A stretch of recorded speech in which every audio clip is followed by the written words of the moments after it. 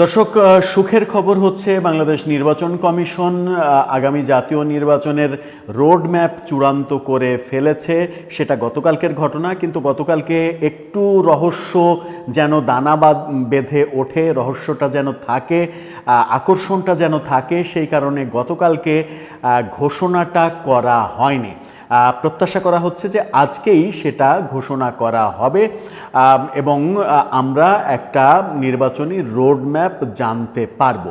কি সিদ্ধান্ত নিল নির্বাচন কমিশন? রোডম্যাপ যদি ঘোষণা সত্যিই হয় তাহলে সেটাকে কেন্দ্র করে অনেক প্রশ্ন রয়েছে। সেই অনেক প্রশ্নের সমাধান খোঁজার চেষ্টা করব এই ভিডিওতে। থাকবেন পলিটিক্স টিভির নিয়মিত আয়োজনে।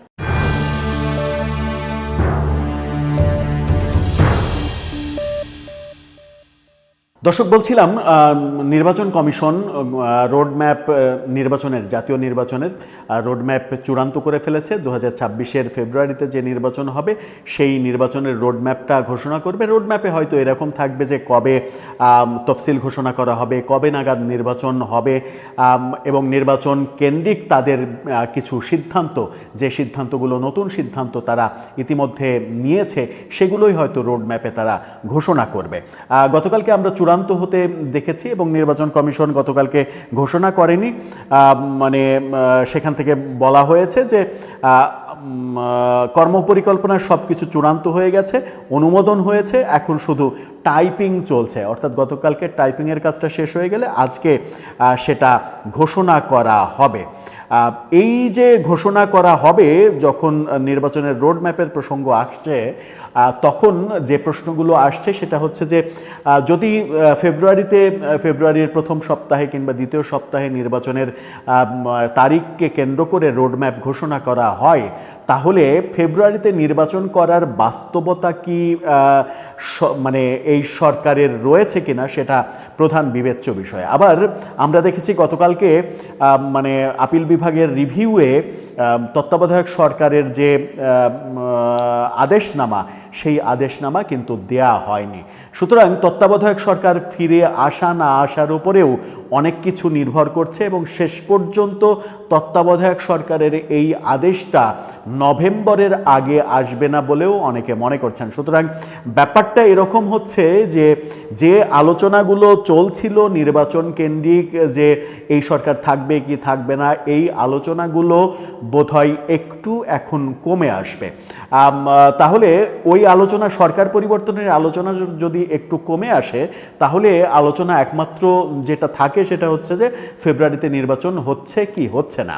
নির্বাচন কমিশন যদি রোডম্যাপ ঘোষণা করে দেয় আজকে, তাহলে কি দাঁড়াবে? তাহলে অনেক কিছু অনেক রাজনৈতিক দল, অনেক রাজনৈতিক স্টেক হোল্ডার এটার বিরোধিতা করবে, এটা নিশ্চিত বলা যায়। কারণ তারা কিন্তু বলছে যে নির্বাচনের রোডম্যাপ জুলাই সনদ বাস্তবায়নের আগে এটা গ্রহণ করা হবে না। জুলাই সনদের ভিত্তিতে নির্বাচন হবে। নির্বাচনের রোডম্যাপ মানে হচ্ছে যে নির্বাচন যে পিআর পদ্ধতিতে হচ্ছে না, সেটাও তো মোটামুটি ঘোষিত হয়ে যাবে। তো যারা পিআর পদ্ধতিতে নির্বাচন চাইছে তারা বেঁকে বসবে।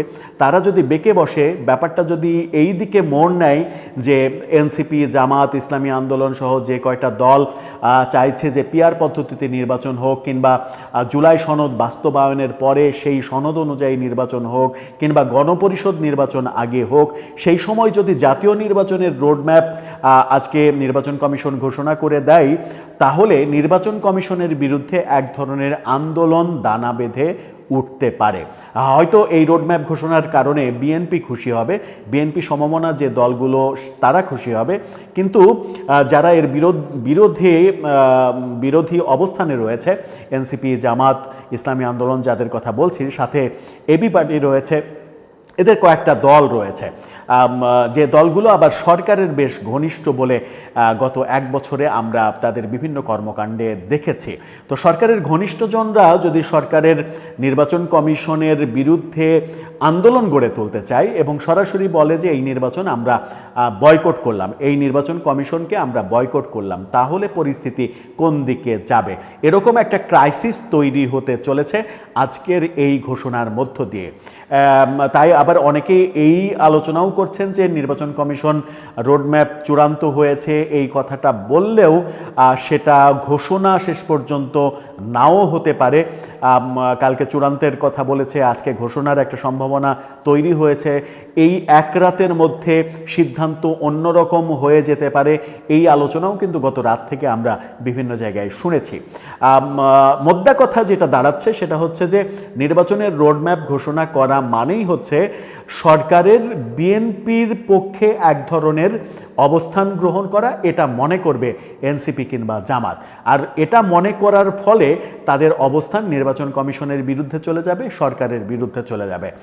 তারা নির্বাচন কমিশনকে যদি বয়কটের ডাক দেয় এবং তারা যদি ঘোষণা দেয় যে সরকারের সঙ্গে কোনো ধরনের আর কোনো আলোচনায় তারা বসবে না যদি নির্বাচন কমিশন তাদের এই রোডম্যাপ উইথড্র না করে, কারণ তাদের দাবি জুলাই সনদ বাস্তবায়নের আগে নির্বাচন সংক্রান্ত কোনো কথাই তারা শুনতে চায় না। জুলাই সনদের অধীনে নির্বাচন চায়। জুলাই সনদের অধীনে তো নির্বাচন হওয়ার এই রোডম্যাপ নয়।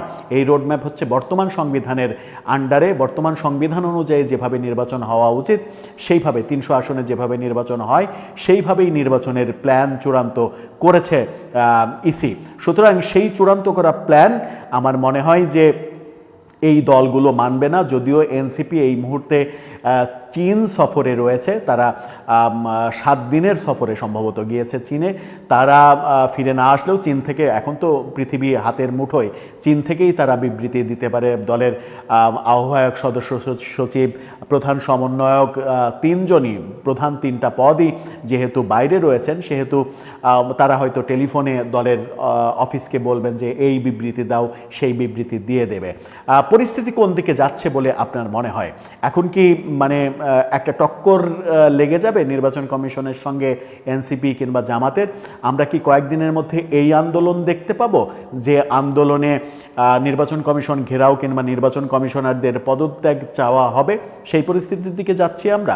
দর্শক, আপনার কি মনে হয় এতে করে বিএনপি কি অনেক বেশি খুশি হবে, নাকি আবার এটাও ঘটতে পারে যে নির্বাচনের রোডম্যাপ দেওয়াটাও একটা প্ল্যান কিংবা একটা টোপ বিএনপির জন্য, যেন বিএনপি খুশি থাকে, বিএনপিকে খুশি রেখে রেখে যতদিন থাকা যায়, শেষ মুহূর্তে হয়তো গণেশটা উল্টে দেওয়ার ব্যাপারটাও থাকতে পারে বিভিন্ন ধরনের কৌশল নিয়ে। রাজনীতির খেলা বোঝা মুশকিল। সেই রাজনীতির খেলার একটু আধটু যদি আপনি টের পান তাহলে কোন দিকে যাচ্ছি আমরা, আপনার মতামত জানিয়ে লিখতে পারেন আমাদের কমেন্ট বক্সে।